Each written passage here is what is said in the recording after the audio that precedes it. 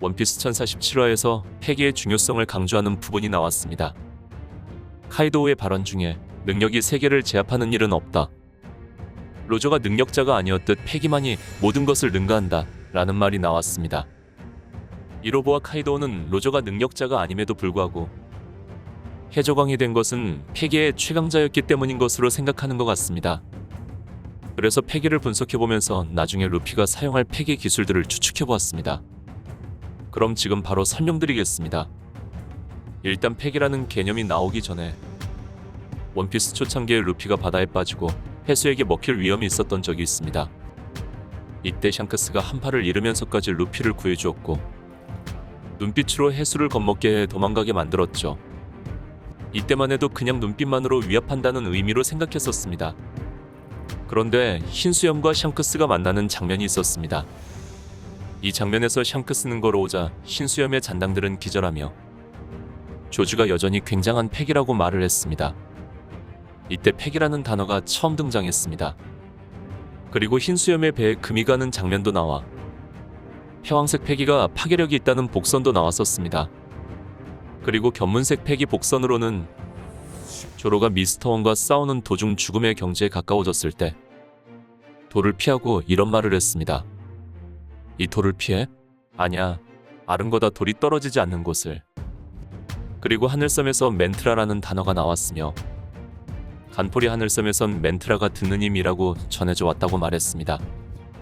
인간은 살아있기만 해도 몸에서 소리를 발한다고 하고 그래서 그걸 통해 움직임을 알아내고 더 단련하면 넓은 곳의 소리를 들을 수 있다고 합니다.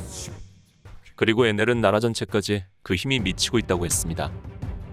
그리고 무장색 패기의 복선은 조로가 능력자인 미스터 원에게 상처를 내며 무장색 패기의 복선이 나왔었고 레일리와 키자루랑 싸울 때와 센토마루가 루피를 공격했을 때 나왔었습니다. 그리고 정확하게 패기에 대한 내용은 레일리가 루피를 수련시켜줄 때 설명해 주었죠. 레일리는 패기는 전 세계의 모든 인간에게 존재하는 힘이라고 말했습니다. 기백, 기압, 위압, 이것들은 사람으로서 당연히 가지는 감정과 무엇 하나 틀린 게 없다고 합니다. 하지만 대부분의 인간은 그 힘을 알아채지 못하거나 끌어올리지도 못하고 일생을 마친다고 설명했습니다. 그리고 자신의 특기와 서투름에 의해 세계의 힘이 쏠리고 그것을 잘 판단하고 강화하면 그 범위가 늘어난다고 말했습니다.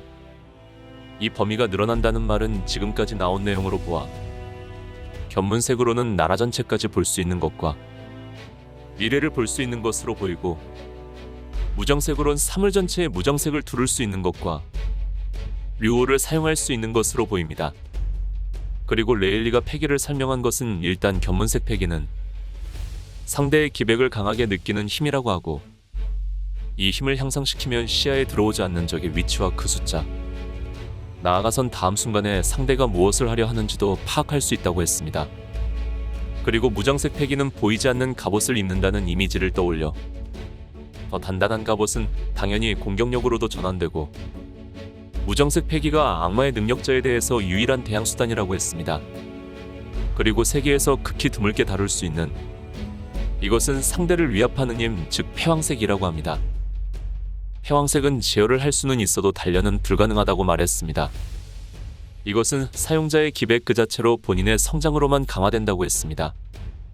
그리고 카이도우 편을 덧붙여 조로가 망자의 희롱으로 카이도우를 베자 카이도우는 조로에게 설마 너도 패왕색을 이라고 하자 쓰러져 있다가 일어난 루피는 카이도우에게 패왕색도 두를 수 있는 거지? 라고 말하자 카이도우는 극소수의 강자만 말이지 라고 말했습니다. 이로 인해 로저와 흰수염의 싸움씬과 카이도우의 뇌명팔개의 기술로 루피가 한방에 나가떨어졌던 이유도 풀렸습니다. 이번 카이도우 편에서 패왕색 패기의 중요성이 많이 나왔습니다. 그래서 샹크스도 재평가가 되었죠. 패왕색 패기는 특이하게도 무정색으로도 뚫을 수 없는 걸 뚫을 수 있게 만들어줍니다.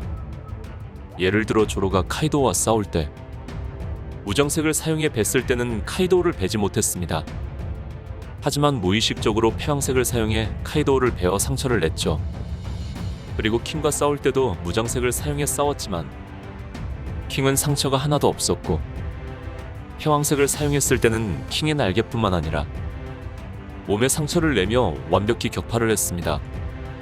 즉 패왕색의 파괴력은 무장색보다 강한 것으로 보입니다. 지금부턴 다음에 나올 루피의 기술들을 추측해보겠습니다. 루피는 능력과 패기의 조합으로 지금까지 적들과 상대했습니다. 기어포스 상태에서 패왕색과 무장색을 조합해 사용했었고, 기어피프스 상태에서도 패왕색과 무장색을 조합해 카이도우와 계속 싸웠습니다. 그리고 오니가시마와 비슷한 크기의 거대 주먹을 만들어 무장색과 패왕색을 둘러 카이도우를 공격했습니다. 루피는 최강자와 싸울 때 거대 주먹은 항상 나왔습니다. 처음에는 로브루치와 싸울 때 거인의 총과 도플라밍고와 싸울 때 킹콩건이 나왔고, 원피스 스탬피드 극장판에서 싸울 때도 기어포스 상태에서 완전 큰 킹콩건이 나왔습니다. 이번에는 거대 주먹이 나왔죠. 즉 계속 발전됩니다. 그리고 루피는 레드오크라는 불을 사용하는 기술이 발전되면서 기어서드와 무장색과 레드오크를 결합한 레드록도 나왔습니다. 그래서 기어피프스 상태에서 태양의 신 니카와 걸맞게 불을 사용하는 거대 주먹도 나오지 않을까 생각이 듭니다. 그리고 도플라밍고의 천발의 화살과 카타쿠리의 장사떡처럼 지면의 각성을 이용해 무장색과 패왕색을 둘러서 공격하지 않을까 싶습니다. 하지만 카이도우의 말이 귓속에 계속 맴도는 게, 카이도우의 발언 중 능력이 세계를 제압하는 일은 없다.